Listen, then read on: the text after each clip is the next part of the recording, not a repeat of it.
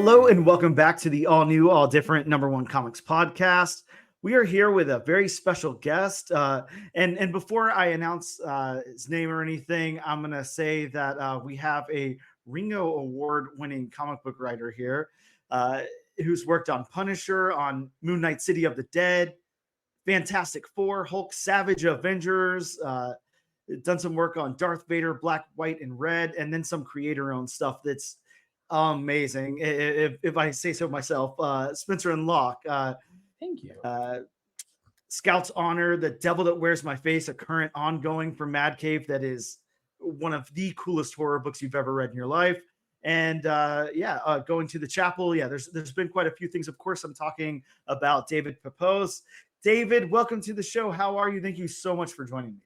Oh, it's my pleasure. Thank you so much for having me. And excited to talk about my brand new book at Dynamite Entertainment, Space Ghost. I'm so thrilled to be able to write this, and even more excited to be able to talk about it. Yeah, I'm really excited about this one. Of course, we'll go through the weeds a little bit and absolutely talk about Space Ghost too. But before we get into that, I have to ask, like I always ask everybody this, and I know this is the most generic interview type of question that you can ask, but I feel like you're a special case here because, on your very own website, it says that you're a former crime reporter. So I have to just jump into that for like half a second. Sure. You were a crime reporter and then you jumped over to comic books. Tell me how the hell that happened. Tell me about that transition. Yeah. That's so cool. Sure. Well, comics have always been my first love. I'm a third generation comics reader. My mother read comics. My grandfather was a comics reader when he was alive. And so that's always been like my first love since I was like 5 years old. But when I was in college, I interned at DC Comics, but it was in 2008, which for those who were keeping score in 2008, there was a horrific worldwide Great Recession going on. So there were no jobs to be had.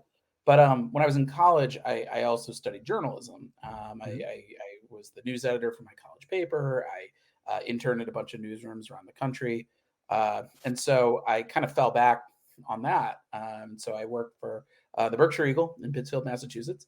I often covered the night shift. So I would do the police beat every night. I would call up the police and figure out what, if anything, had happened over the course of that night. And so it would kind of run the gamut. Sometimes it was gang violence. Sometimes it was car accidents and weather-related disasters is too strong of a word, but weather-related issues down to teenage guard llamas in farms being bow and arrowed, by drunk kids. So it was a really fun experience. It really kind of taught me not to be afraid of a blank page or a word count or a deadline. I also moonlit over at Newsarama when I was working this night job at a newspaper. So I was kind of, in the mornings I'd be writing reviews and I'd be interviewing creators and really kind of learning the ropes of how comics would work. And then by evening I was covering the crime beat and also the state politics beat. So the way I wound up kind of jumping from one to the other, it's kind of an anticlimactic story in that, I had done other jobs after my newspaper days. I went back to school for publishing. I worked in publicity over at CBS for a long time. And then I was feeling kind of restless. And the thing that everybody told me was if I wanted to work in anything creative in Hollywood, that I would have to come out to Los Angeles. I was in New York at the time. And so at the time, I planned to move out to Los Angeles. I gave myself about a year and a half to get my act together to go. And in that time, I wrote my first book, Spencer and Locke, because at the time I thought if I wanted to work in like development, that it would be good to show that I could break down a story by having created one. And it wasn't until that first book came out that I realized that I was putting the cart so wildly ahead of the horse that if I could just write a book that people liked, I could just keep doing that and not have to jump through all these hoops and Hollywood assistant jobs to go into development where it's, that's being the traffic cop. That's not being the creative voice. So, that's the, really the short answer is I made a comic and people seemed to like it, and so I developed a taste for that, and it just kept going. But I feel like my career is very much a zigzag pattern, but I'm using skills that I picked up in all of it all the time. So I really feel like there's no way that I could have gotten where I am in my career today if I hadn't had all those seemingly incongruous steps along the way. I like that, and I like the fact that I guess I hadn't noticed that yeah, Spencer and Locke, your first book, out from Action Lab in what, like 2016, 2017. 2017. Okay, 2017, yeah. And uh yeah, Spencer and Locke, for anybody who hasn't read it, like, for one thing, what the hell are you doing? Go out and read that book, because it's freaking amazing. Like you said, I mean, really acclaimed. Like, I don't know anybody that doesn't love that book. It's so cool.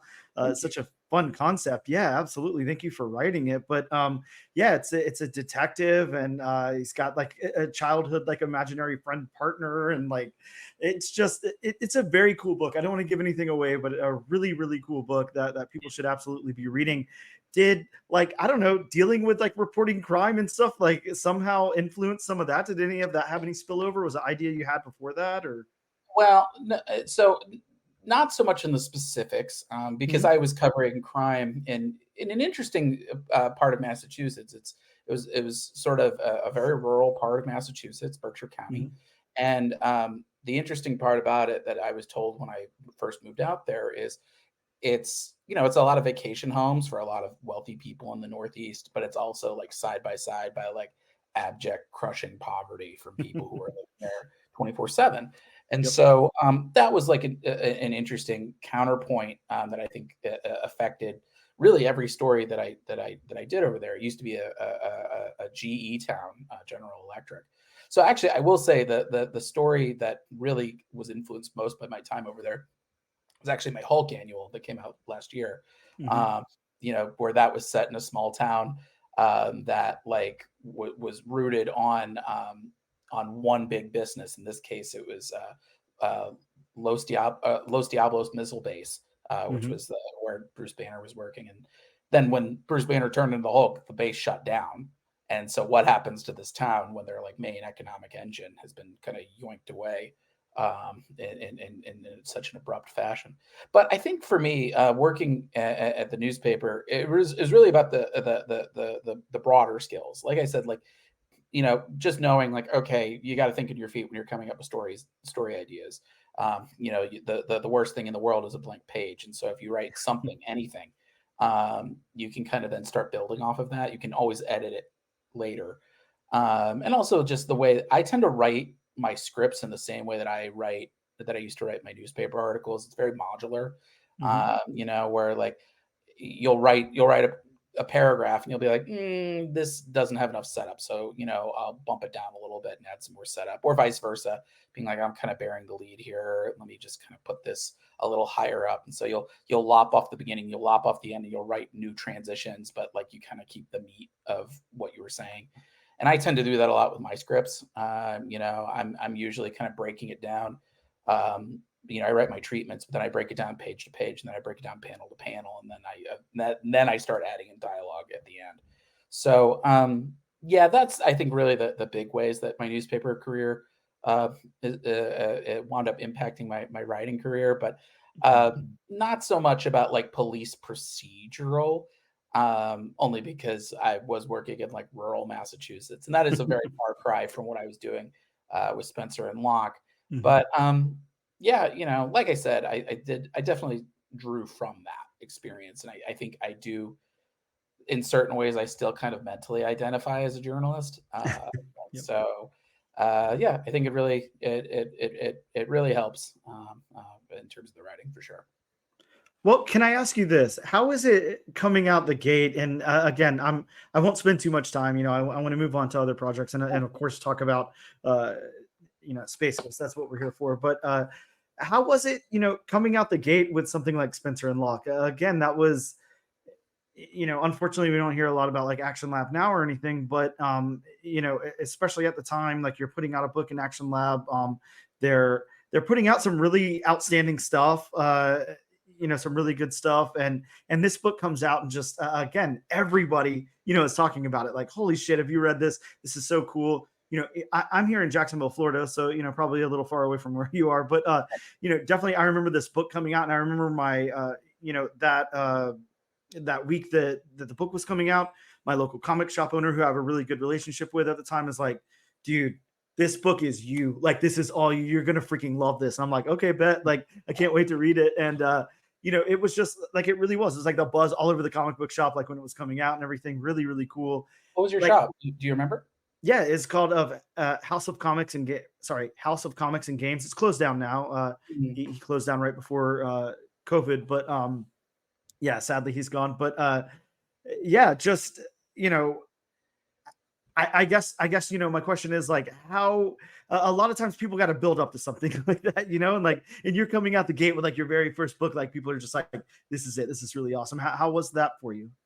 Yeah, I mean, it kind of blew my mind a bit. I mean, I everything I did with that book, I approached it as, this may be the only thing I get to write, so I'm Mm-hmm. going to kind of take the biggest possible swing with it. And so you can see in Spencer and Locke, I was like, okay, like if I only write one book, I want to have like the fist fight, and I want to have the car chase, and I want to have the cool sci-fi bit, and I want to throw in some dinosaurs, and uh, and I kind of wanted the psychological element in addition to like the crime mystery.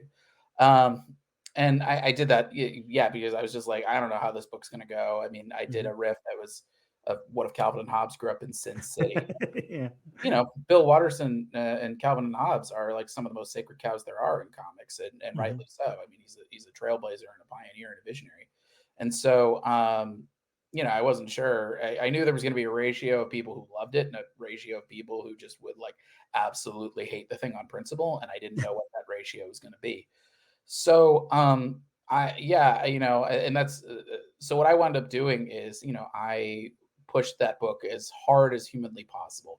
Mm-hmm. My time in journalism and publicity was very helpful in that, like, I knew how to write a press release. I knew how to find like contact information for various websites. Being able to say, hey, like, I write a newsarama, and I know your work. I follow your work. Would you mind taking a look at this thing that I've done? Would you have a chance to do an interview? And I think the thing is that, there's a tradition of comics journalists going into creative. You see it, Gail Simone, Matt Fraction, Kelly Thompson, Ryan K. Lindsay, Warren Ellis. Just rattle off a few off the top of my head. Paul Levitz, even. So that said, like, I think there are also creators out there, also critics and journalists out there who they try to kind of get their way in, but like it's kind of you see the work and you're like, I get why I like it. It hasn't like quite clicked yet. And so, but being able to say like, hey, like, I'm aware of your work, like, we're professional colleagues. That was just enough to kind of get them to be like, you know what, I'll give this a look, just like as a professional courtesy. And then they saw it and were like, oh, we really like this. And so, Mm-hmm. and I did something similar with the stores. I called something like, I called hundreds of stores. I was very fortunate in that I had a friend who worked at Diamond, and they were able to kind of give me a list of shops, not phone numbers, not addresses, all that stuff I had to kind of do on my own. But they at least gave me the names of like, here's like the names of like our, of the top however many stores. And so I was able to kind of like build my own list off of that, where I'm like, okay, this store is in this town, in this state, in this time zone. Here's the person that I've talked to, and here's the email address that they gave me. And so I was able to kind of really go, full court press on it and just be like, okay, here's my book. Here's the first issue. I'm going to give you the whole thing, so Mm-hmm. that we're like, we're playing for keeps. And yeah, I think a lot of stores were taken with the fact that like some creators like, this is my first book, and I'm offering you the PDF, like no strings attached. I just really, I would love to get you to order it. And I don't know if that made it a difference in terms of sales numbers or anything, but I think it being able to kind of do that and kind of get my face and my work out in front of so many people, that really that really kind of like, I think it was, you only get one opportunity to make a good first impression, and I feel Mm-hmm. like Spencer and Locke was like the best first impression I could have asked for. But that said, I had no idea that people it was going to be well received. There's a reason why it took me. My next books didn't come out for it was 2 years afterwards, and that was just because I was like, I have no idea if this book is reviled, I'm just not going to do this again. Like Yep. it's so much work, it's so much time and investment and money and heartache and. That like if nobody liked this, I would just be like, well, I'm gonna find another career, I guess. Move on to the next thing. Yeah, but I was so blown away by how that book was received, and I feel like honestly, like it's not something that I think could be replicated today. I think it was, we got really lucky that it was a certain moment in time. There was a certain moment in the industry and in social media and in comics journalism, the ecosystem of all that, I'm very grateful for all of that. But I'm also, I think, very acutely aware of how much things have changed, even since 2017. And so, that sort of becomes part of the job as you kind of figure out, all right, how do I adapt and how do I kind of keep building on that foundation and on that platform with each new book, but also knowing that like, there are new outlets out there. There are new stores out there, but also there are certain outlets that go away. There are journalists that retire. There are stores that close down. And so, it's kind of a constant exercise of just trying to reintroduce yourself for the people who might have missed you the first time around or who might only be getting to know you based on whatever the new project that you're announcing is today. Yeah, and that makes perfect sense. And like you said, you took you go all the way from I don't know. I don't have that information in front of me, but at least I want to say the middle of 2017, somewhere in there. But all the way up to going to the chapel, which is coming out in September of 2019. Yeah, that sounds right. Yeah. So going to the chapel from there, which is again, if I can talk, well about Spencer and Locke. Going to the chapel is a lot of fun. It's a very fun book. Really, really insane. Quick, easy read. 4-issue read. Really, really fun book. I love that book a lot, and I strongly suggest people check that out as well. And then and God, I want to say. You're about 2021. You do Scout's Honor, which, man, I love that book. I love the concept of that book. I love the execution. The story is so wonderful. For anybody who hasn't read Scout's Honor, it's like, I don't know what your elevator pitch was, but I'll just throw this out there. It's like, post apocalyptic world, and people are using like a Boy Scout handbook as like their Bible. That's yeah. Just you nailed it. I pitched that book as Mad Max meets the Hunger Games. God, that's cool. Yeah, I was just saying, like it's about a post-apocalyptic Boy Scout cult and how one of the young initiates we find out has a secret, and that she's a woman in this cult where women are not allowed to serve, and so she's had to conceal her gender identity in order to pursue her calling. And what happens when she finds out the cult was built on a lie? Yep. And so, that was honestly, out of all the books that I've done, that one might be the biggest surprise for me. That was the one I think from the jump. I had come up with that pitch. I was talking with Lee Kramer, who was in charge of Aftershock, and I've been trying to get on their radar for some time. I knew Mike Martz, who had been the editor-in-chief over there. I interned for him when he was at DC.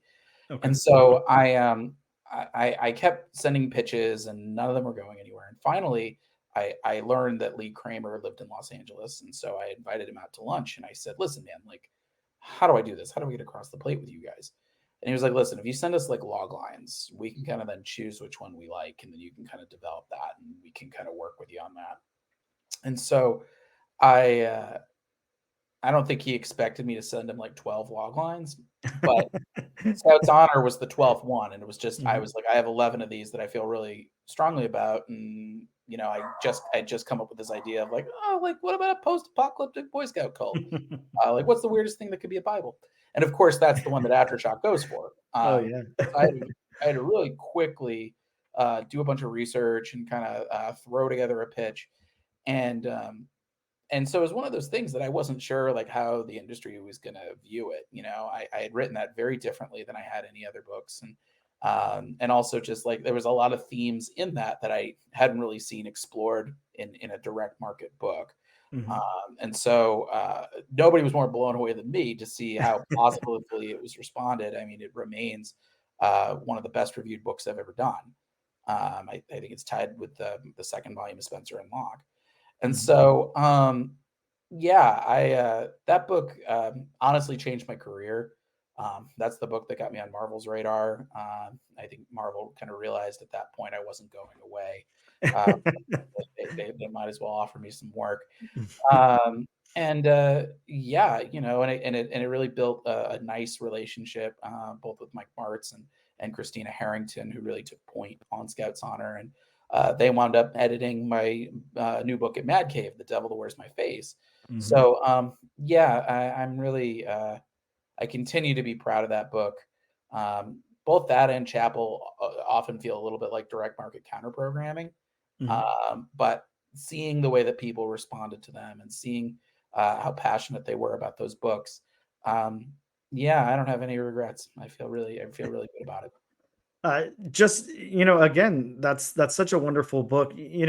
I would never sit here and tell a creator like that's probably my favorite piece of your work, but I don't know. I think right now, I haven't read Space Ghost yet, but I don't know. I think that's my favorite piece of your work. It's Thank so you. good. It's and that's coming from the guy who wrote the Devil That Wears My Face. So that's Thank you. that's pretty high up there too. Really, really good stuff. But yeah, I love it. So let's talk about Marvel then. Let's move Yeah, into Marvel. And again, I promise right after that we'll get over sure. to Space Ghost, and I want to talk about that a good bit. But like you said, you got on Marvel's radar there. Based on that book, on Scout's Honor and everything, and it seems like I don't know. I don't know about you. I mean, you can give us the inside baseball or whatever the word is. Football. I don't know sports, but the inside sports game. But something happened over there at Marvel because it's not like they were handing you like scraps or anything. I mean, at least that I'm seeing. They're like, all right, we got some big stuff for you. Yeah, yeah. Nobody was more surprised than me when I landed Savage Avengers. Hmm. I distinctly remember it was just before the July 4th holiday in 2021. Uh, yeah, that sounds right. That sounds right. 21 or 22, whatever that summer before Savage Avengers came out. And what is time? And so. No, I know. Uh, uh, yeah, so I guess that was 21. And Mhm. so I remember sitting on my couch, my my now fiance, we were both freelancers. We both work from home. We Mhm. both work on the same couch. And I remember getting this email from Tom Brevoort, who I had been in touch with him over the years. I had given him Spencer and Locke, and every time I had a new book, I'd be like, "Hey, Tom, new thing." So I think I kind of wore him down. And then I get an email saying possible Marvel project, and I remember feeling like my soul kind of leaving my body, Right. and clearly something like changed in the air because our puppy, who was just I think she was only like 6 months old at the time or thereabouts, pounced on me. She clearly sensed something had She's happened. like, I don't know, your blood pressure's going up, something's up Yeah, here. she pounced on me. And so I remember I have to when you start working at Marvel, and I assume Mhm. it's the same way at DC. They make you fill out paperwork that basically says if we're coming up with a similar idea to the thing that you're about to pitch us, like it's a coincidence, you can't sue us. So I fill out that paperwork and I'm thinking, oh, like I'm really excited. I wonder what it's going to be. Like, is it an anthology story or, is it a one shot or, dare I ask, like, could it be a miniseries? And then Tom goes, so we are relaunching Savage Avengers and we wanted to see if you had any thoughts. And I felt like, again, my soul leave my body because I love the Avengers. It's my Yes. favorite. It's my favorite property besides like Spider-Man in all of comics. I love the idea of kind of throwing together Marvel's greatest and putting them in a room and seeing what happens. And there's so many cool takes on it, whether it's like the kind of the classic, Cap's Kooky Quartet kind of led team, or Bendis's New Avengers, which is sort of a little bit more of a modern reconstructionist kind of version of all that. And so I was like, oh yeah, like I've been dreaming about putting together my own Avengers team for years. And they said, but I saw it and I was like, but Savage Avengers, that's the Conan book. And I kind of had like a big question mark over my head, because I was like, I don't know what I would pitch for Conan. And then I remembered I had a creator-owned idea in my back pocket that I'm a huge fan of the Terminator movies, one of some of my favorite sci-fi movies. And I remember asking my fiance right around when we moved to Los Angeles, we did a rewatch of all that. And I said, why does the Terminator look like Conan the Barbarian? And I thought, oh, what if Skynet like modeled their T-800s based on like the scariest human they ever faced? And so I was like, I'd come up with this idea that I was of Conan versus the Terminator. And I wrote this outline. I was ready to pitch it to Dark Horse, who had the Conan rights and Terminator rights at the time. And literally the week I finished that outline, Marvel announces that they have the rights to Conan. So I was like, well, I guess that thing's not going to happen. Fast forward, I'm like, wait a minute, I have a Conan pitch. And so I told Tom, I said, what if we did Conan versus the Terminator, but we did a Deathlock? Because I'm a huge fan of Deathlock. Did not know at the time that Tom was one of the original editors on Deathlock. So he's got a soft spot for Deathlock. And so I said, what if we did like Sword and Sorcery Terminator?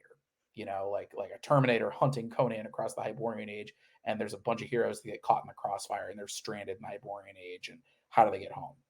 And so that became kind of the spine of Savage Avengers, where it was sort of Savage Avengers by way of Exiles, which is a series I love. So what happened during that book was, as now everyone well knows, that as I was writing that book, I had done the development stage of it. I had written issue 1, I had written issue 2, and then word kind of came down from on high that Conan Properties had changed ownership, and so suddenly this licensing agreement that they had with Marvel was not going to be extended. So I was told I did until issue 8 to write Conan out, but I knew we were writing this in 5-issue chunks. So thankfully, when I pitched that book, I had said, we're in the Hyborian Age in Arc 1. That means we don't need Conan after Arc 1.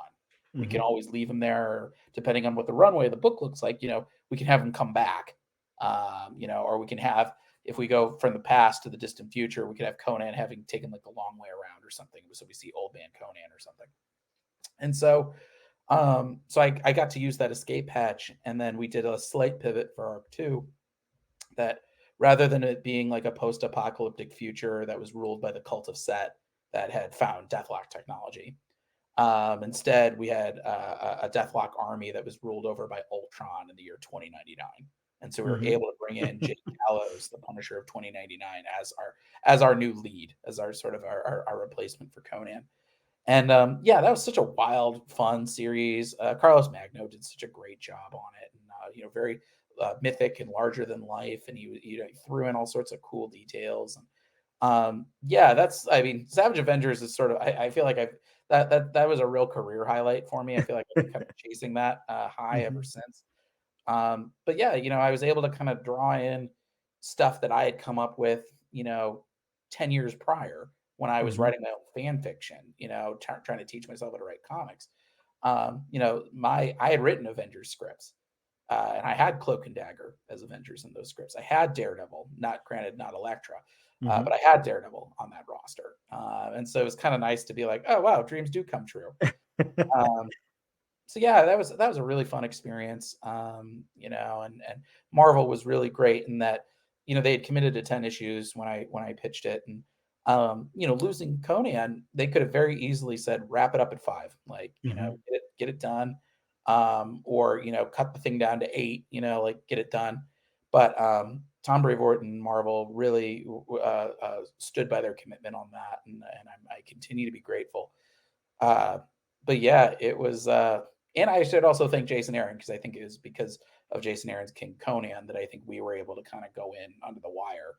But Mhm. being able to write Conan's last appearance in the Marvel Universe was like a huge career highlight. Right. I think I was working on, I turned in issue 3 and I was about to start in issue 4, and I asked Tom, like, wait a minute, like there's no other Conan miniseries coming out, right? Like we're the last. And he's like, yeah, I think you are. And so it really kind of put a lot of pressure on me to make sure that we gave Conan like a big, cool, heroic ending. Mhm. So, ending, with him and his throne, with this Avengers flag in the background. It really, to me, it reinforced this message that, like, yeah, Conan didn't his return to Marvel wasn't that long, but it meant something. It counts. It meant something to him. It changed him. And so yeah, yeah, and I think it really just, between that and going to the chapel, like I think Savage Avengers really reinforced that, like, I love writing ensemble books. That's sort of what Yeah. my strength lies. And so every book that I do, I try to make it at least like a two-hander. Moon Mhm. Knight City Dead, we had Scarlet Scarab, and for me, the more characters I can throw into the mix, the better the time I have, because it becomes a nice little mashup of voices and personalities and character traits, and watching them kind of clash against each other and cause Mhm. sparks. That's the kind of storytelling I really like. And so yeah, that's something that I keep trying to do in each and every project now. And that was like, I mean, just circling back to Savage Avengers for a second, and again, just for a second, I'll get off of it. But that's quite a sandbox. You got to play with there with. Yeah, I mean, Weapon Age, with Agent Venom, or sorry, Anti Venom and yeah. Conan and all of that. I mean, just it's like the coolest combination. It's like you took like some of the coolest characters you can think of in the Marvel universe, in the 616 there, and or relevant universes or whatever, and we're able to play with those characters together, which is really really cool. Really, I really, that book is like really important to me. It's a really Okay. great run. No, thank you for writing it again. um Thank you. It's really amazing. I know everybody's read that, so I don't have to sit here and suggest that or anything. But yeah, just some really really good stuff there. Uh, so as that's wrapping up, what your 9 issue run there, and then you 2023. 2023 is like a big year at Marvel for you. You're doing, like you said, Moon Knight, City of the Dead, and holy shit, that's a really really amazing book. Thank you. Yeah, no, thank you. And you get the new Punisher. You're the guy that, they're like, hey, we need a new Punisher, and you get this 4 issue series with Punisher, and then at the same time, so it's like Moon Knight City of the Dead's coming out. Devil That Where's My Face #1 is coming out. Punisher #1 is coming out. Just like hit after hit after hit there in 2023. Really good year for you. Um, I mean, I don't even know what my question was about that. I just, holy shit, No, that's really really boy, cool stuff. that But was that was a crazy year. I don't think I've ever written quite as much as I did during that kind of. I I had I had Yeah, it was after Savage Avengers wrapped up. Mhm. Um, Things got really busy, busier than I've ever had it before or since. Where I was juggling. Yeah, Moon Knight City of the Dead came first, but also I was working on Avengers Unlimited at the time. Mhm. I think I was coming together with my second arc, so that was the Avengers and Guardians team up, Mhm. and then as I was wrapping up on Avengers Unlimited, Tom Brevoort came up and said, "Hey, we're doing a new Punisher series, and we're looking to do a new legacy character, and uh, here's sort of some thoughts that we have on it. And we really liked what you did with Jake Gallows and Savage Mhm. Avengers. So, would you have any interest in that?"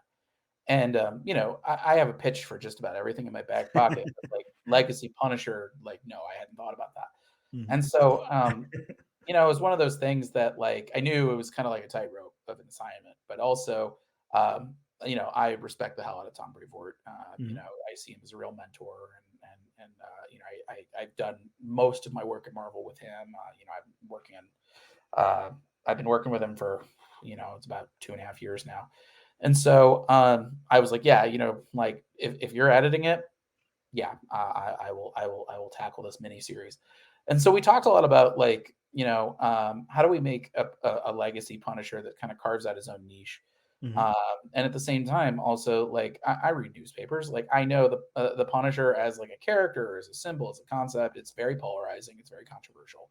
Sure. No matter where you are on the political spectrum, people seem to have very strong opinions of what a Punisher story should or should not be, and they're Mhm. often contradicting one another.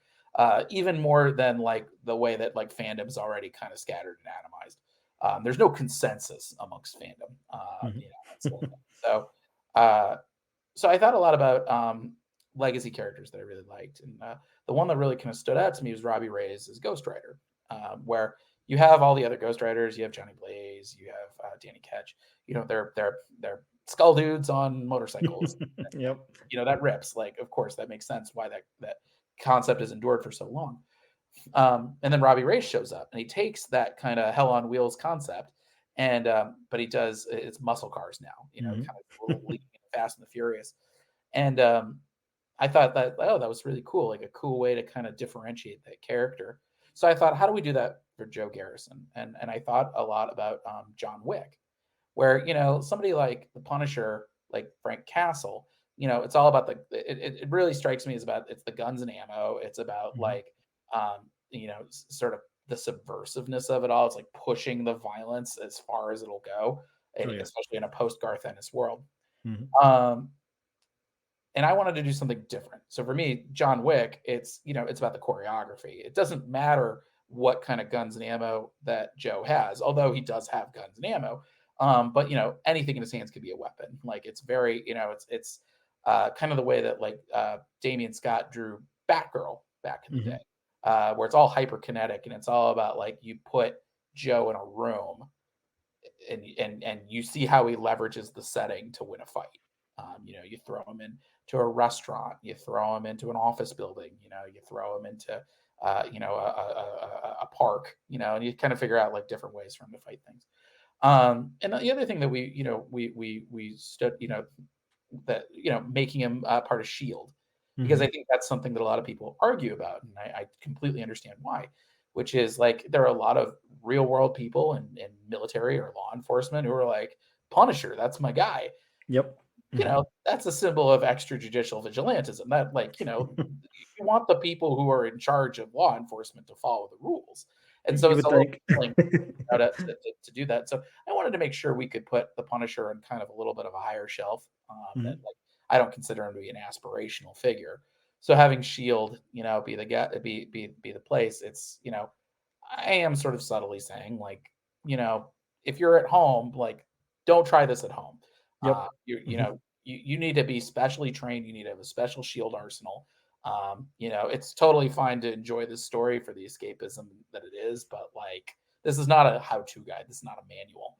Mhm. Um, and also, I thought having the shield arsenal was a great way to differentiate Joe, because in similar to a way that like Rick Remender had Frank Castle having like all this superhero and supervillain tech. I thought this was a way to like really organically kind of say we can elevate this. Like it doesn't have to be just like it's not going to be guns that you can buy at a Walmart. Mhm. This is something that like yeah we're putting it on a little bit of a higher shelf, but also you can do all sorts of cool things that like you couldn't do with like real world weaponry. Yep.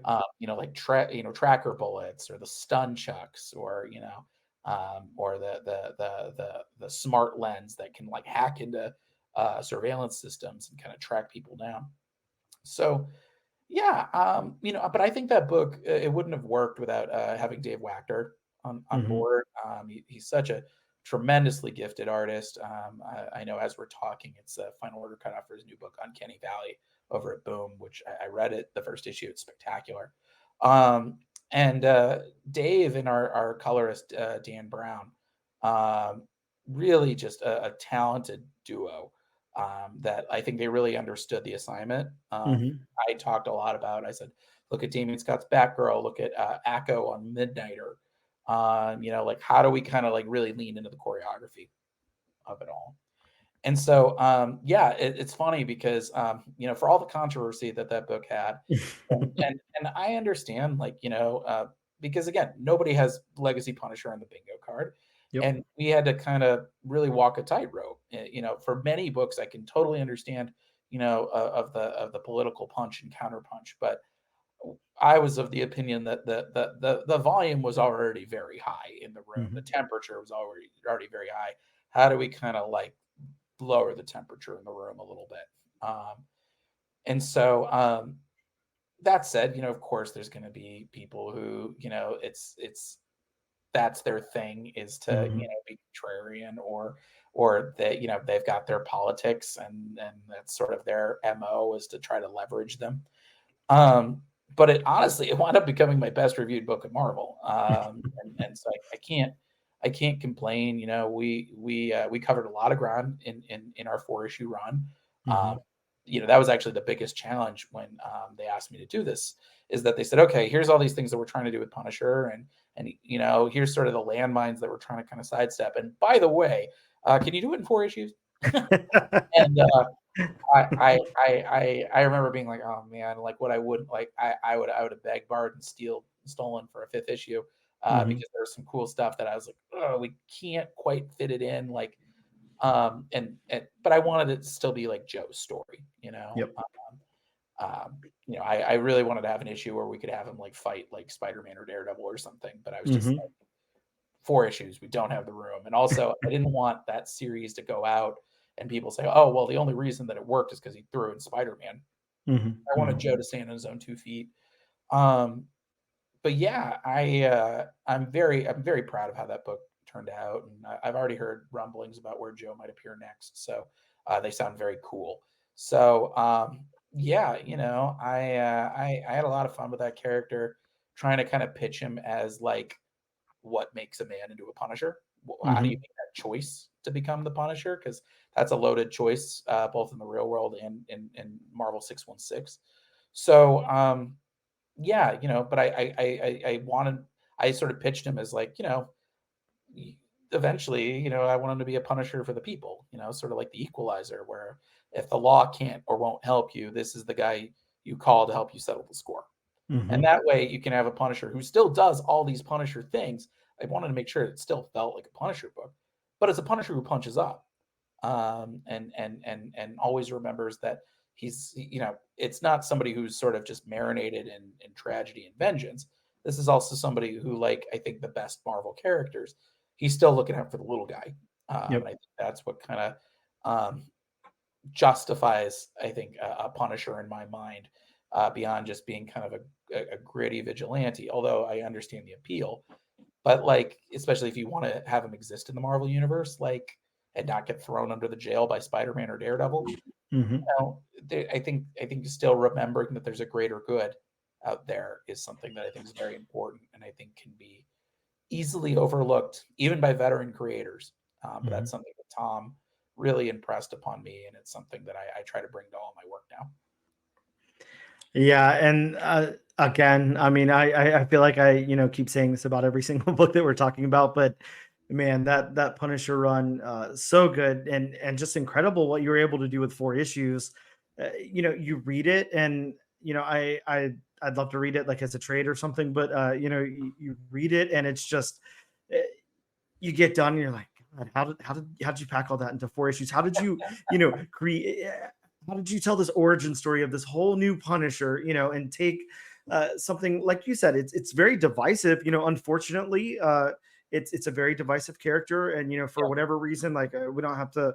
I mean, I always try to shy away from anything political here, but with that being said, I am a very liberal type of person, myself. So what's happened with the Punisher throughout the years, and what's happened with the Punisher like very recently, it would make a lot of sense why we would need that name, like attached to a different character or whatever, whatever the reasoning for that is. And yeah, what you were able to do with that is just outstanding. Just really, really amazing stuff. And me and Bob, actually, Bob is my co-host. We basically, the point of our podcast, aside from doing interviews like this, is we take a brand new comic book each week, one comic book, and we completely break it down. Break down the story, art, beats, all that stuff. And whenever Punisher 1 came out, we were like, usually we do like a random, or we do like an audience participation. Like, what book do you want us to cover, whatever. When Punisher was coming out, Bob and I both looked at each other and we're like, there's no contest here. Like, we're doing Punisher. This is going to be great. So we did Punisher, and just both so blown away with that book. We just both absolutely loved it. And again, talking to so many people in the world of comics and everything, just, like you said, it's so well reviewed and everything. And you would think, that would be scary to take on something that's such a icon to people and everything else, and create like a legacy character out of it. But I don't know. I can't, what you were able to do with the character, what you and Dave were able to do with the character there, just wow. I can't imagine anybody else being able to do that. So, well, thank you. Yeah, it was very scary. The night before the first issue came out, I was like, it was like flop sweat. Like, I was just like, it happens before the first issue of any project. Mm-hmm. You're just like, I have no idea how people are going to respond to this. It goes back to my very first book, which is there's always going to be a ratio of people who love it and a ratio of people who hate it. Sure. And you never know kind of what that ratio is going to be, and you hope the ratio comes out in your favor.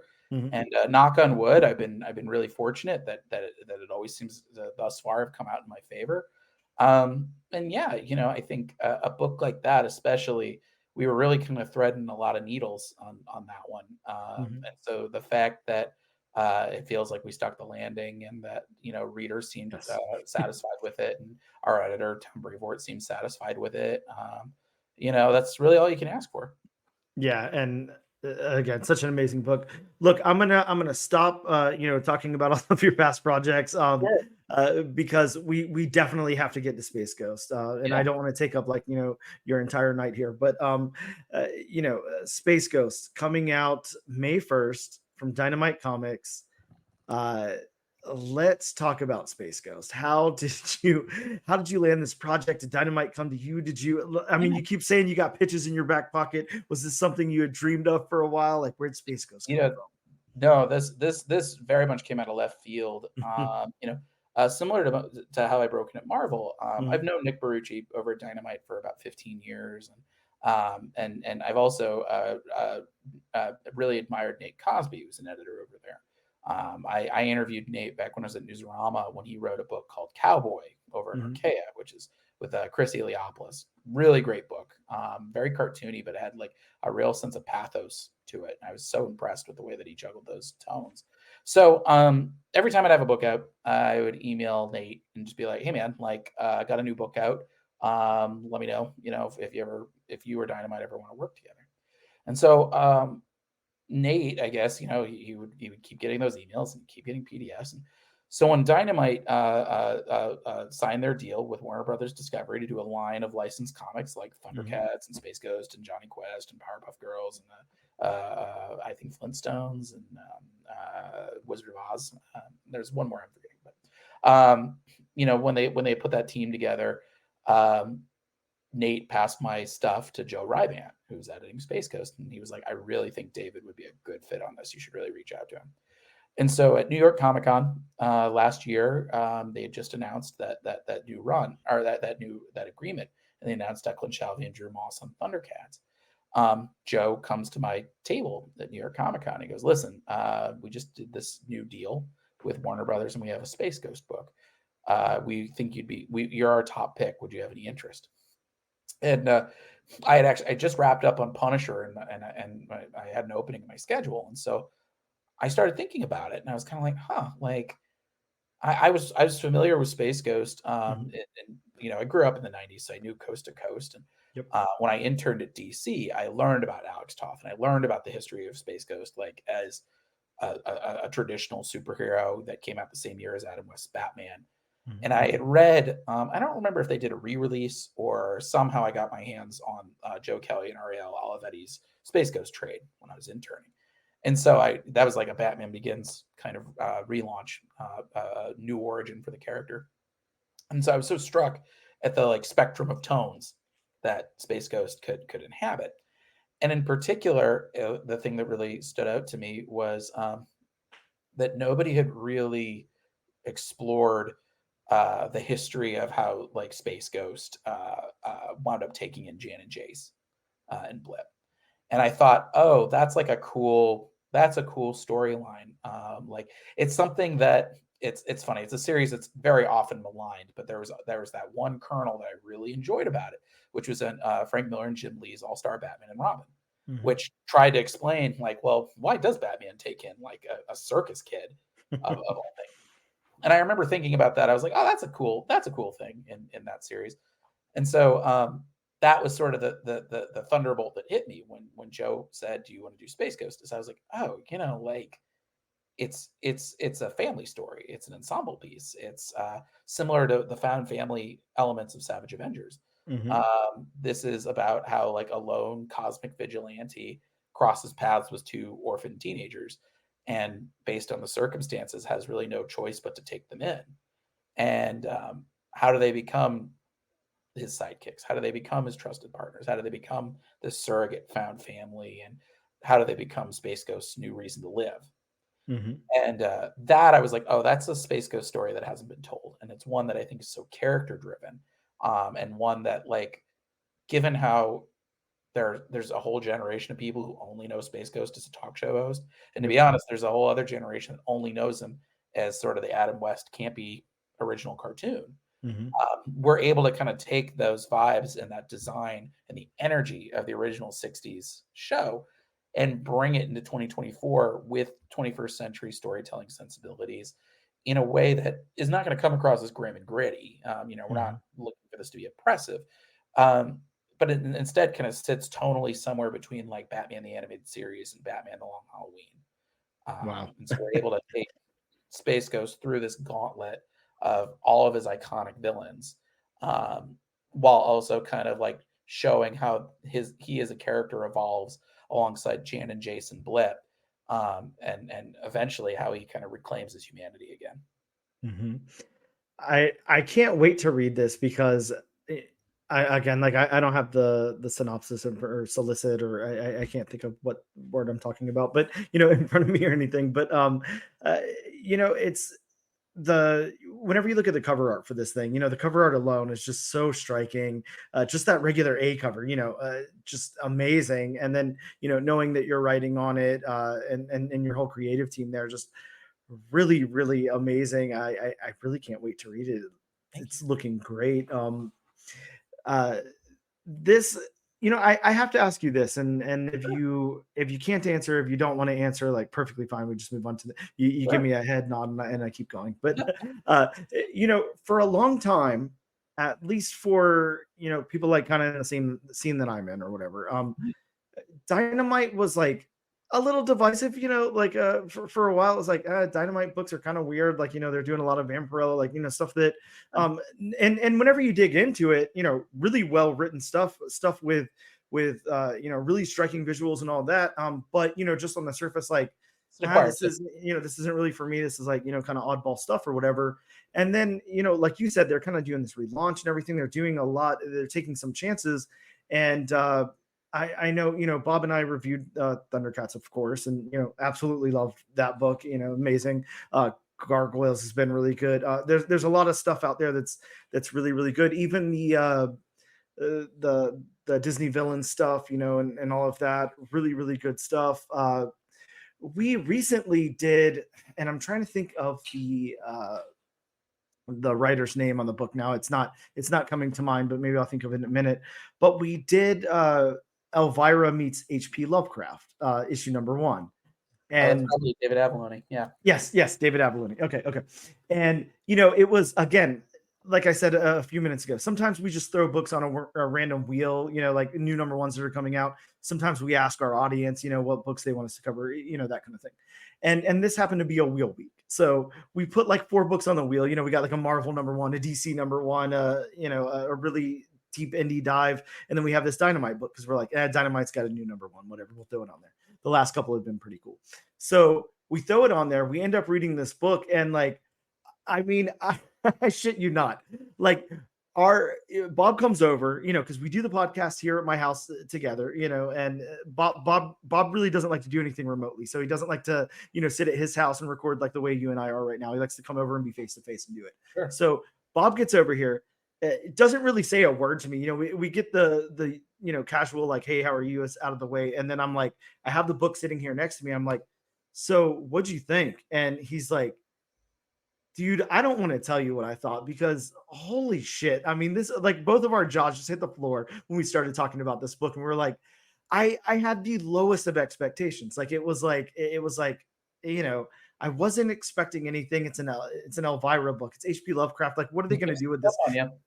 I mean, it sounded preposterous, but holy crap. I mean, just the way that this thing was done and the top tier talent that Dynamite is using right now is just mind blowing. It's insane. It's not anything you would expect. So if you're anything like I was before, like Bob was before, or anything like that, and you see Dynamite, or you see, those Red Sonja Elvira books, or Vampirella or something, you're like, that's not my scene. Like, no, dig into it, because I mean, you are absolutely missing out. Like 100%, 110%, really, really top tier stuff.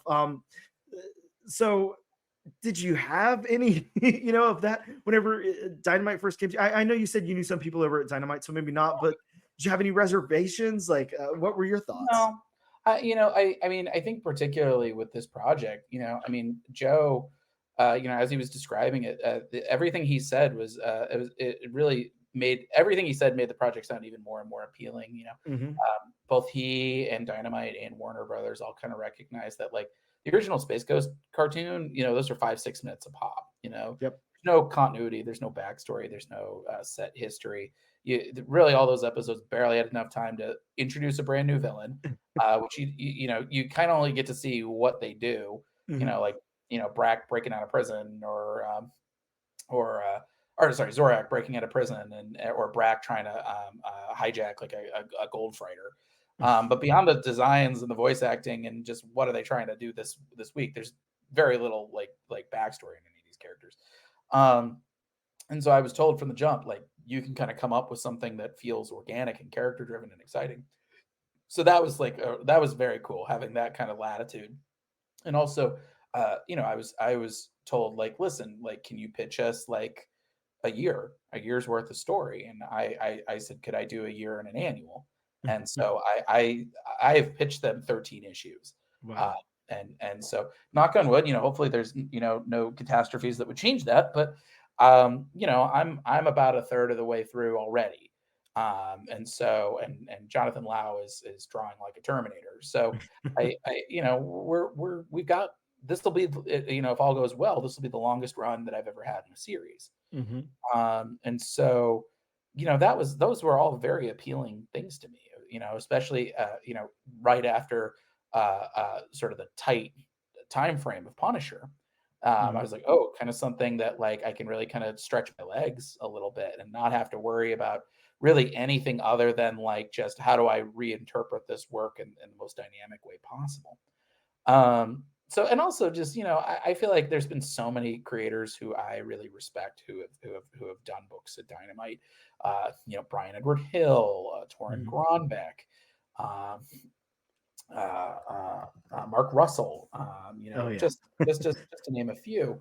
So, like, I've never seen it as like, oh, like, Dynamite, because I know that there were some really great creators over there, Christopher Priest.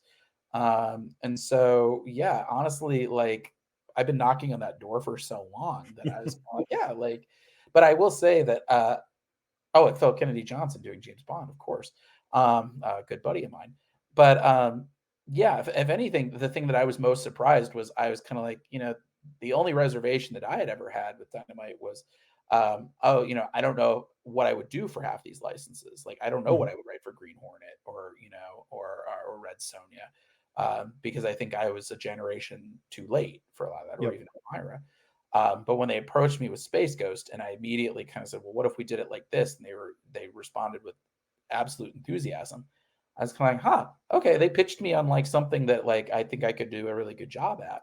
So, yeah, I'm really excited with how the project's going. And being able to kind of explore these characters, to take what Alex Toth did when he designed all of them, and then kind of be able to dig even deeper than the cartoons originally allowed. It's a real gift. I'm really enjoying myself in this series, and yeah, it's the kind of assignment that honestly reminds me a lot of what I did on Savage Avengers. Mhm. Where like you kind of just get to take the ball and run with it, and you don't have to worry about anything else. And those assignments are not always there when you're writing at a professional level with licensed IP. So being able to do that with something like this, with a cartoon that has so much potential, so much untapped potential as Space Ghost, between the characters and between the just iconic bench of villains and all the different types of tones and genres of stories that you can tell with those villains. Mhm. Uh, yeah, it's like, you know, it's just as iconic as Batman or Spider-Man or the Flash, and yet nobody has had a long run. I'm going to be the one that gets to have the longest running comics on Space Ghost, and holy hell, how amazing is that? Yeah, well, it's very cool, and yeah, I mean, again, I can't wait to read this series, especially like you said, for a lot of people, in our age range. I assume I'm probably a little bit older than you, but I was born in the early '80s and grew up in the '90s and everything, and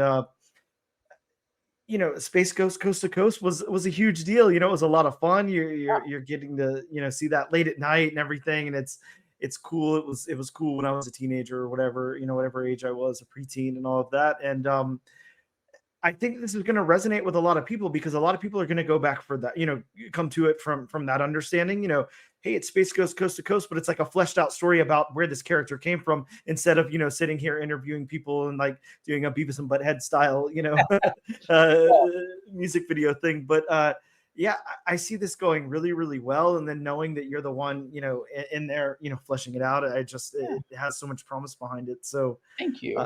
no, yeah, it's going to be really good. I'm very, very excited about that.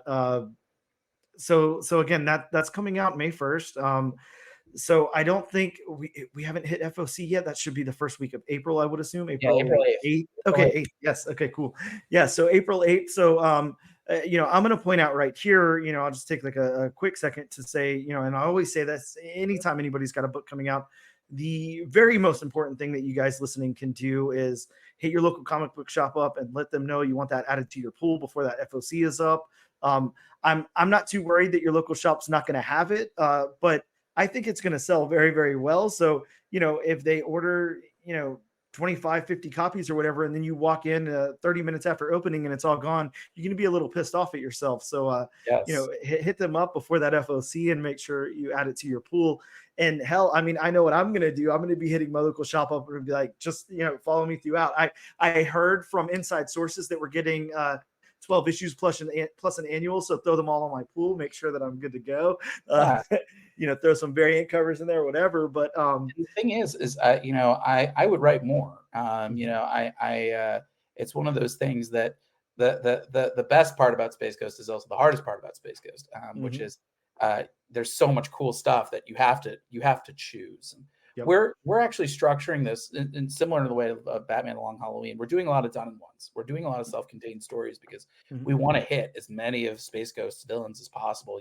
So you'll see Zorak and Brack and Metalis and the Council of Doom, but you also see a few deeper cuts that mhm, you might not expect, because I rewatched every episode of the 60s round. I rewatched every episode of the 80s revival and Space Stars.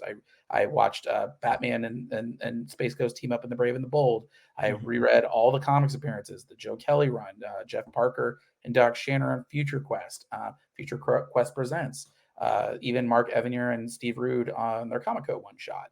I read everything. I took extensive notes, but I look at books like Ryan North's Fantastic Four, Steve Orlando and Scarlet Witch, Jed McKay and Moon Knight. mhm, Those books are enjoying a lot of well-deserved success, and I think a big part of that is because of how they structure it. Where yep. if you pick up an issue of Space Ghost every month, you're going to get a self-contained story, Mhm, and that way, when we do have the occasional two-parter, it's only for like the biggest of bads. It's only when we want to show Space Ghost really on his heels, mhm, and really reclaim the power of a cliffhanger, being like, oh man, what is Space Ghost going to do next month? And so, and then, we might have a 3-parter down the line if we want to do something really ambitious. But yeah, I would write more. There are certain villains, like for example, like Eclipse Woman. She was Space Stars, or the Antimatter Man. I think those are so cool, and I had to really be like, but I can't. They're too cool to try to shoehorn in, but they're, but I can't. They don't make that top cut. But I really would love to tell those stories. So if the demand is there, and Dynamite and Warner Brothers want more than the original pitch, like there are lots of extra stories we can kind of slot in there, and it would kind of happen pretty seamlessly. So yeah, tell your local comic shop, pre-order Space Ghost, because I will write this thing as long as they'll have me. Yeah, and like you said, tell your local shop to order that. Tell them to add it to your pool. You have until April 8th, but I mean, there's no need in even waiting that long. We're recording today, March 18th. Get yourself to the local comic book shop, call them, do whatever you got to do, and make sure it's added to your pool so you have a copy of this thing. And I'm sure, it's Dynamite, so there's going to be, like I was talking about a minute ago, there's going to be some amazing covers to this thing. The regular A cover is like one of the coolest things I've ever seen in my life. But just knowing that there's probably going to be a version of that, there's probably going to be some really rad, 1 in 25s, 1 in 50s, 1 in 100s. Do whatever you got to do. Order a few copies of this thing to get some incentives, whatever. But you're definitely going to want this, and I definitely want it. So really, really excited about this. I foresee some really cool Space Ghost stories in the future, and I can't wait to read those, especially knowing now that they're kind of self-contained. I'm really, really up on that. I love that a lot. We just had Steve Orlando on, I don't know, about a month ago at this point, and I couldn't help but fanboy out into the Scarlet Witch stuff because of that whole somewhat self-contained, story stuff that was going, the elements of the way that story was told. I'm a huge comic fan. I love my big events. I love, stories that last 200 issues. There's so much that I love about comics, but at the same time, it is that nice breath of fresh air, to just say, I can just pick this up and read it, and I can pick it up and read it again, and I can read it again because it's just fun, and it's a good story, and it's contained here, and then it carries on to the next issue, but I don't have to go back and read that one to read the next one and everything. Yeah. Exactly. A lot of fun. I'm really looking forward to that structure, and I'm glad that you told us that, so we know that going in. I don't know. I again, I don't want to hijack your whole evening. I don't want to keep you too much longer, but yeah, we got Space Ghost coming May 1st. Cannot wait. Devil That Wears My Face. Yeah, the last issue is out on May 8th. So you can pre-order issue 6 at your local comic shop. Issues 1 through 5 are already out. Face Off meets The Exorcist, about an 18th century Vatican priest who performs an exorcism which backfires, and so he's trapped in a stranger's body while his body's been hijacked by the demon known as Legion, who is tearing apart the Vatican from the inside. So super fun. Our last issue's got a big fun twist that I think is very personal to me, and that I think will kind of turn the rest of the series on its ear. You'll have to do a whole reread to be like, oh, he was setting that up. And nobody's guessed it yet. So very excited about that book, and yeah, I can't wait for people to read it. Yeah, I can't wait for the wrap up of that. It's been so good.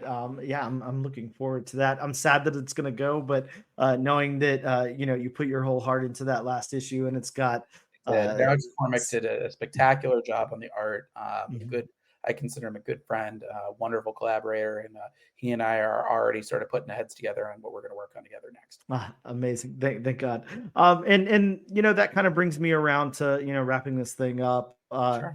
Like you said, we've got Space Ghost, and sorry to keep reiterating, but for the audience there, we got Space Ghost coming out May 1st, so with the FOC of April 8th. So again, make sure you get those orders in. And we've got Devil That Wears My Face wrapping up. Is there anything else in the works you want to talk about? I mean, I'm sure a lot of your attention is devoted to telling the best Space Ghost you can. But I've got a few other things that haven't been announced yet. I've got a creator-owned project that I'm hoping we'll be able to talk about later this year, if not early next year. I'm working on some more big two stuff right now. That I don't know when I don't know when I'll be able to talk about that. And I'm still pretty early on this project, but yeah, Space Ghost is kind of my baby right Yes. now. Yeah, I'm kind of putting everything I got into it. Now that I've sort of come out the other side of what had been kind of the marathon of Moon Knight City of the Dead and Devil and Punisher, which I kind of wrote back to back to back.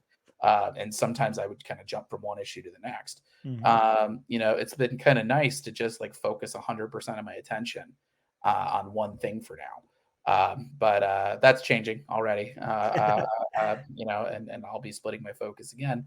But yeah, Space Ghost is it's such a gift of a book that I would kick myself if I didn't give 110% to it. So yeah, I'm having a lot of fun with it. If you like my work on Savage Avengers or even my work on Spencer and Locke, it's not as bleak as Spencer and Locke, but if you like the found family elements of my work, that is returning with a vengeance in Space Ghost. So yeah, call your local comic shop to pre-order. We got some amazing covers. Francisco Mattina, Bjorn Behrens, Jay Lee, Michael Cho. We've also got blank covers, foil covers, virgin covers, line art covers. You name it, your comic shop should be able to hook you up. Well, there you go. You heard it here first. Make sure that you grab that blank cover and then take it to a con and get David to I don't know, draw a stick figure or something on the front of that thing. So Sounds good. really amazing though. Hey, I can't thank you enough for taking the time to talk to me. This has been such an awesome conversation, and you've really opened my eyes to some cool stuff that I didn't know about. Already being a huge fan of yours, anyways. So really excited for what the future holds for you. More than anything, I'm so excited to read the Space Ghost book. It's going to be amazing. I just know it's going to be a very, very important book in the world of comics. Again, you guys, that is May 1st. April 8th is your final order cutoff. Hit your local comic book shop over right now after you hear this and let them know that you want that added to your pull list. David, go enjoy the rest of your day. I guess you got daytime still left there over on the West Coast, but I'll just grab dinner and then actually get back to writing Space Ghost. Back to the grind. Well, thank you so much. And I know what I'm doing tonight. I'm going to go dig up some of those old Space Ghost cartoons and try to catch up a little bit on some lore. But again, man, I can't thank you enough. It's been amazing talking to you. Greatly, greatly appreciated. And I hope thank you for having me. Yeah, thank you. Hope you have a wonderful night. Thank you. You too. Bye-bye. Thank you. Bye. Hello and welcome back to part 2 of episode number 62 of the all new, all different number one comics podcast. Bob, I think this is the first time we've done that, right? Yeah, well, I mean, why not do it to be continued? Yeah, we got our own to be continued. I like it. Yeah, exactly. In the next episode, I kill Dane and take over. Hey, might as well, right? We had a lot of firsts on this one. We had our first rub and sniff cover. We had our first something else, and now our first to be continued. Yeah. So. Thank you guys so much for listening to part 1, where we, of course, covered Man's Best, issue number 1. And in this episode, you're going to be checking out the David Pepose interview right before the part that I'm speaking right now. But yeah, to get back to the podcast proper, Bob, I think it's time that we go over the books that are coming out next week. Yes. Before we do so, we need disclaimer time. It's now disclaimer time. Welcome to disclaimer time with Bob. See, now do you feel better? You got right? Your turn. I got my turn. Oh, that was the other first. You had your first disclaimer. Exactly. Time, so wow. Full of firsts this time. So, like I always say, each and every podcast, these are just a few of the books that are coming out next week. And if you want a more in-depth list, please consult elsewhere. Call your local comic shop. Send an email. Harry Potter Owl.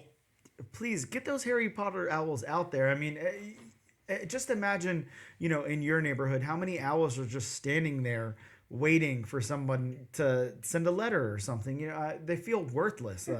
They're just biding time, sitting around on tree limbs or whatever, eating mice. They want something to do. So that's why owls were born. Exactly. To deliver messages. Oh, okay. I mean, it's an important job. It's like those dogs that have the little little the casks of liquid. There you go. Right. Yeah, it's like those dogs. Yeah, I know what you're talking about.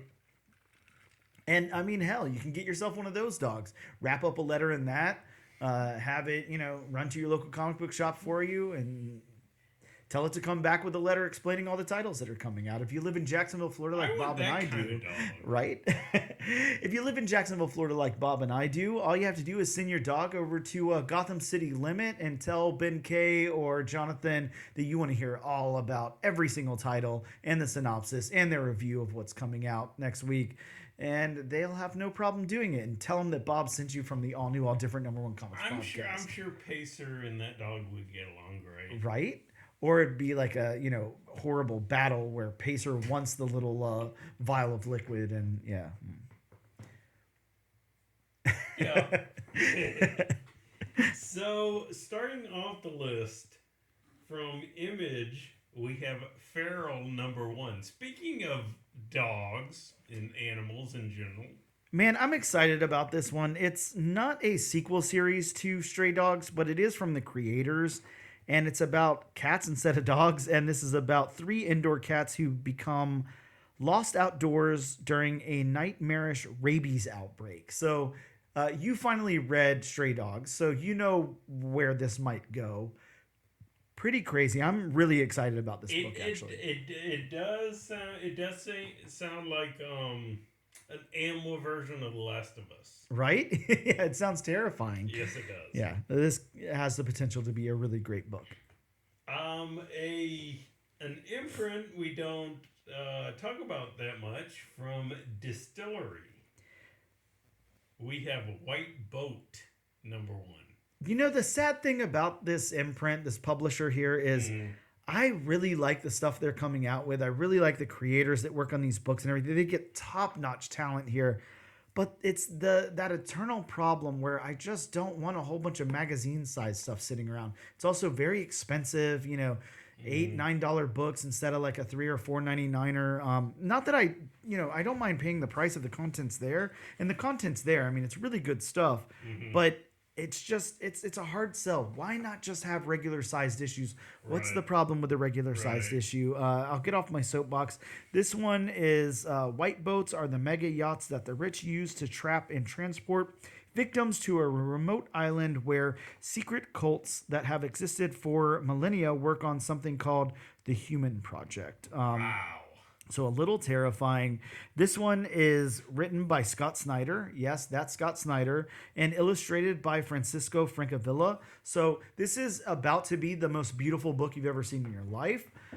I'm definitely going to get a copy. But very well written. Yes. I'll definitely pick up a copy. But damn, I don't want to keep picking up magazine-sized short boxes. That's all I can say. Yeah, that's a good point. From DC, we have Batman Dark Age #1, and this is going to be one of Dan's personal favorites. Bob, I'm excited about this book. Why? Well, for a myriad of reasons, but first and foremost, we know who the writer on this book is. It is Mark Russell, who we talked to just a little while ago on the podcast, and we actually talked about this book. I have been looking so forward to this. It's going to be amazing. It's the, Superman space age treatment to Batman. It's going to be wonderful. And hey, it just so happens to have my all-time favorite artist of anything, Mike Allred, and his wife, Laura Allred, on colors. So that doesn't hurt. Yeah. Even if for some reason it's not the most amazingly written thing, which it's going to be because it's Mark Russell, it will be the most beautiful Batman you've ever seen in your life. I can't wait to pick this up. I'm so excited. Yes, it actually makes Dan interested in Batman. Right? That's a chore in itself. It sure is. From going back to Marvel, we have The Incredible Hulk #10. This one has one of Bob's favorites, a possible first, and this is the possible first appearance of the Ghost Detective. I'm guessing the Ghost Detective is the detective his ghost? Maybe it's kind of like the Dead Boy Detectives. Possible. A Sandman Incredible Hulk crossover. Hey, why not? They're two different two different imprints. That's okay. We had Amalgam. That's true. That touche, sir. Touche. Sticking with Marvel, we have Miles Morales Spider-Man number 18. Bob, this one's an oversized 300th issue of Miles Morales headlining a title. Jeez. That's, interesting. So, I don't know. It's written by Cody Ziegler, so we got some faith in it, but 300 titles with Miles Morales as the lead. can't believe it. I know. that seems like a lot. Sticking with Marvel, we have X-Men 97 number 1. Bob, I can't wait. This is the prelude to the Disney Plus animated reboot that dropped today on Disney Plus. And I get to see my girl Jubilee again. I can't wait. She better be popping some bubble gum, is all I can say. We have Edge of Spider-Verse number 2. Bob, stay with me now. This one has the first appearance of Spooky Man. No, you have to say it right. Of Spooky Man. Wait a second. Is it Halloween in here? What just happened? The lights just flickered. You guys can't see it, but all of a sudden, Bob's face turned into a jack-o'-lantern. We have Jackpot / Black Cat number 1. This is part of a 4-issue limited series. And finally, at least on this list, we have Ultimate Spider-Man number 3.